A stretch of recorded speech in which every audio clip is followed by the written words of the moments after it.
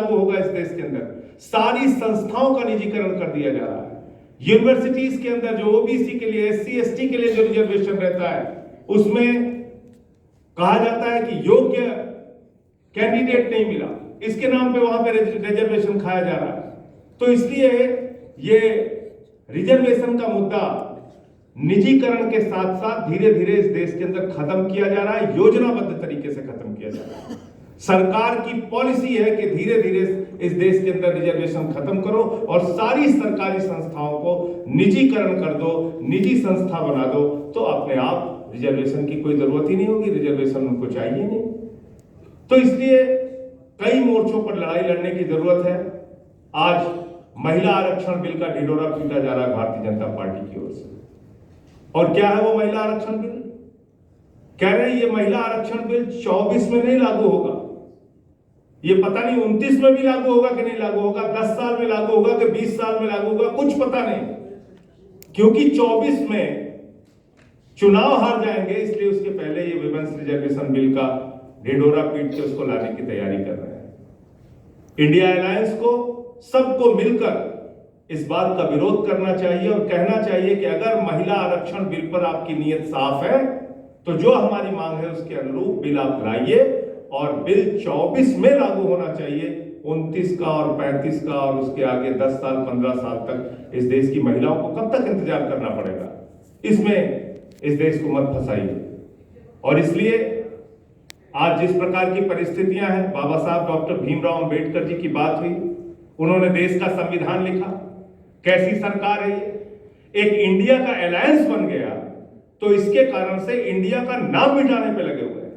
कह रहे हैं इंडिया नाम कॉन्स्टिट्यूशन से हटा देंगे। 900 बार इंडिया का शब्द कॉन्स्टिट्यूशन में यूज किया गया है। आर्टिकल 1 कहता है India that is Bharat shall be A union of states.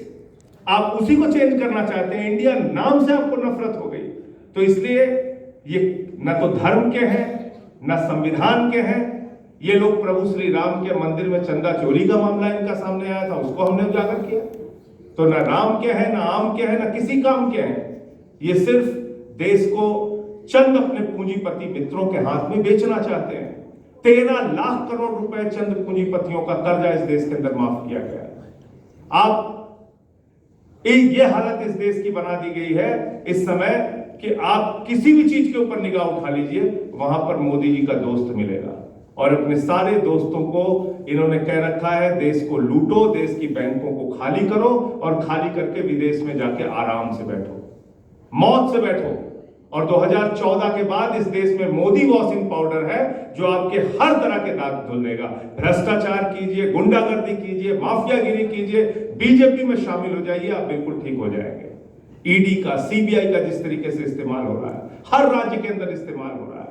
Tamil Nadu में वहां के मिनिस्टर्स को पकड़ पकड़ के गिरफ्तार किया जा रहा है, दिल्ली में मिनिस्टर्स को पकड़ के गिरफ्तार किया जा रहा है, झारखंड में चीफ मिनिस्टर को परेशान किया जा रहा है, बिहार के अंदर वहां के डिप्टी चीफ मिनिस्टर और पूर्व मुख्यमंत्री को सारे देश के अंदर सिर्फ ईडी सीबीआई का इस्तेमाल करके पार्टियों को तोड़ने का, सरकारों को गिराने का एक धंधा इनके द्वारा पूरे देश के अंदर चलाया जा रहा है। और पता नहीं कहां से इनको टेंडर मिल गया हिंदू धर्म का, पता नहीं कहां से इनको ठेकेदारी मिल गई हिंदू धर्म की।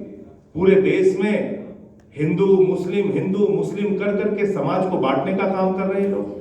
तो इस लड़ाई में, सोशल जस्टिस की लड़ाई में पूरी तरीके से आम आदमी पार्टी, हम लोग पहले दिन से आपके साथ हैं, आगे भी आपके साथ रहेंगे। ये बात जो कही जाती है कि रिजर्वेशन रिजर्वेशन रिजर्वेशन, इसकी सच्चाई आज भी आजादी के 75 साल के बाद भी अगर आप देखेंगे तो 57% लोग सरकारी नौकरियों में अपर कास्ट के हैं, 17% ओबीसी के हैं और 17% एससी के हैं। ये सच्चाई बताता है कि आजादी के 75 साल के बाद भी 57% लोग, 57% लोग अपर कास्ट के आज भी सरकारी नौकरियों में हैं। और इतना रिजर्वेशन को लेकर हल्ला मचाया जाता है, उसके बावजूद ओबीसी 17% और एससी 17%। ये रिजर्वेशन की सच्चाई है। तो कई मोर्चों पे हम लोगों को लड़ने की आवश्यकता है और इस लड़ाई में आपके साथ हैं। फिर से एक बार एमके स्टालिन साहब का, डीएमके का और विल्सन जी का हृदय की गहराइयों से धन्यवाद देना चाहता हूं, आभार व्यक्त करना चाहता हूं कि आपने इतना बड़ा मंच हम लोगों को दिया, हम लोगों को बुलाया। आदरणीय राम गोपाल यादव जी बैठे हुए हैं, जब अभी चर्चा हो रही थी महिला आरक्षण पे, इन्होंने बहुत सारे वैलिड पॉइंट उठाए। मुझे लगता नहीं कि इस रिजर्वेशन बिल में उसको कहीं से जगह मिलेगी, और अगर नहीं मिलेगी तो इनके साथ मिलके हमारी पार्टी विरोध भी करेगी। इंडिया अलायंस, हम लोग सब लोग मिलकर इसका विरोध भी करेंगे। हाँ, ये बात जरूर है कि मुझे इन्होंने सस्पेंड करके बाहर रखा हुआ है। जो भी इनके खिलाफ बोलता है, जो भी अडानी का इश्यू उठाता है, उसको सस्पेंड करके बाहर कर दो, ये एक इनकी नीति बन गई है। तो उसकी कोई चिंता नहीं है, हम लोग आपके साथ हैं। बहुत बहुत धन्यवाद।